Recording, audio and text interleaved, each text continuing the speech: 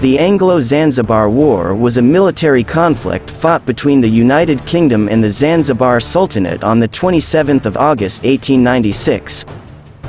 Would you believe me if I say that this war only lasted 38 minutes? Yes, it's the shortest war in history. How did this battle start? What's the cause? Why it occurred for only a short, no, very very short period of time? To find out, watch this video till the end.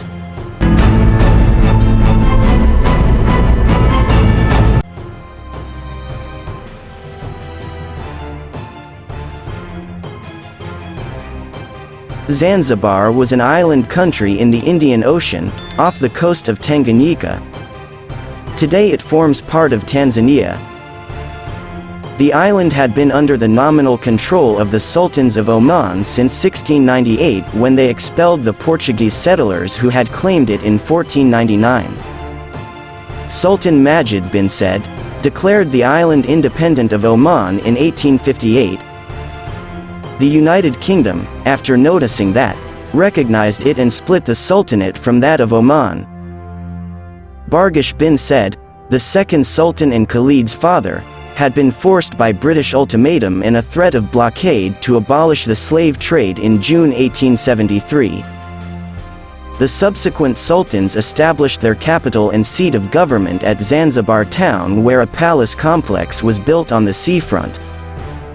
After a long period of friendly interaction, Britain had recognized Zanzibar's sovereignty and its sultanate in 1886 and maintained good relations with the country and its sultans. In 1893, Hamad bin Thuwaini became the Sultan of Zanzibar. He maintained a close relationship with the British. Sultan Hamad died suddenly on the 25th of August 1896. Although the truth will never be fully known about the causes for his death, it is widely believed that his cousin, Khalid bin Barghash, had him poisoned. This belief is compounded by the fact that within a few hours of Hamad's death, Khalid had already moved into the palace and assumed the position of Sultan, all without British approval. He was regarded by the British as far too independent. They preferred Hamad ibn Moḥammed, who they thought would be a malleable sultan who would not oppose the abolition of slavery. Khalid was warned by the consul and diplomatic agent to Zanzibar, Basil Cave, and General Matthews to think carefully about his actions. This course of action had proved successful 3 years earlier when Khalid had tried to claim the Sultanate after the death of Ali, and the British Consul General, Renal Rod, had persuaded him of the dangers of such an action.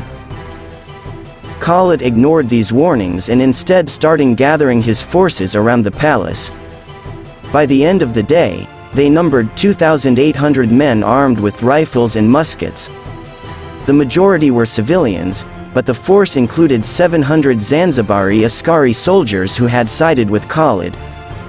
The Sultan's artillery, which consisted of several Maxim machine guns, a Gatling gun, a 17th-century bronze cannon, and two 12-pounder field guns, was aimed at the British ships in the harbor. Khalid even had a modestly armed royal yacht in the nearby harbor. Matthews and Cave also began to muster their forces, already commanding 900 Zanzibari askaris under Lieutenant Arthur Edward Harrington Rakes of the Wiltshire Regiment, who was seconded to the Zanzibar Army and held the rank of Brigadier General.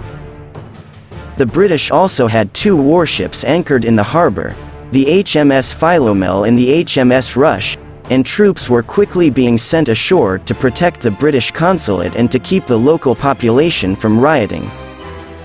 Cave also requested backup from another nearby British ship, the HMS Sparrow, which entered the harbor on the evening of the 25th of August.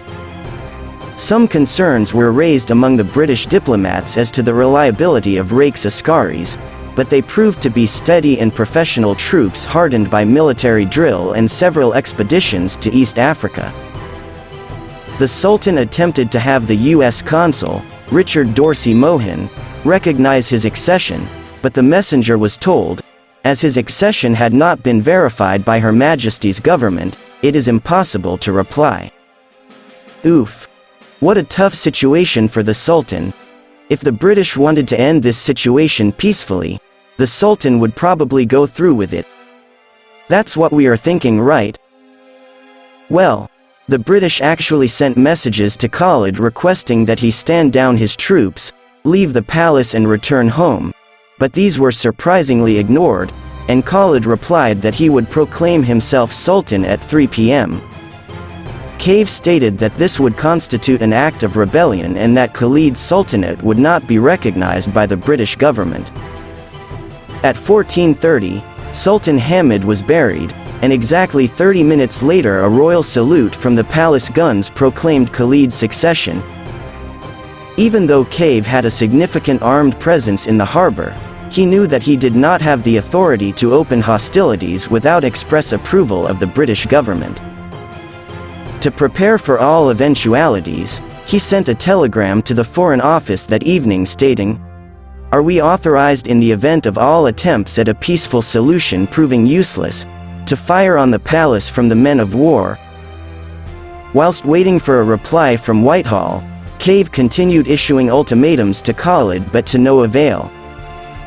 The next day, 2 more British warships entered the harbor, the HMS Raccoon and the HMS St. George, the latter carrying Rear Admiral Harry Rawson, commander of the British fleet in the area at the same time. Cave had received a telegraph from Whitehall stating, "You are authorized to adopt whatever measures you may consider necessary, and will be supported in your action by Her Majesty's government. Do not, however, attempt to take any action which you are not certain of being able to accomplish successfully." The final ultimatum to Khalid was issued on the 26th of August, demanding that he leave the palace by 9 a.m. the next day. That night, Cave also demanded that all non-military boats leave the harbor in preparation for war. At 8 a.m. the next morning, only 1 hour before the ultimatum expired, Khalid sent a reply to Cave stating, "We have no intention of hauling down our flag and we do not believe you would open fire on us." Cave replied in true 19th century British diplomatic style, stating that he had no desire to fire upon the palace, but unless you do as you are told, we shall certainly do so.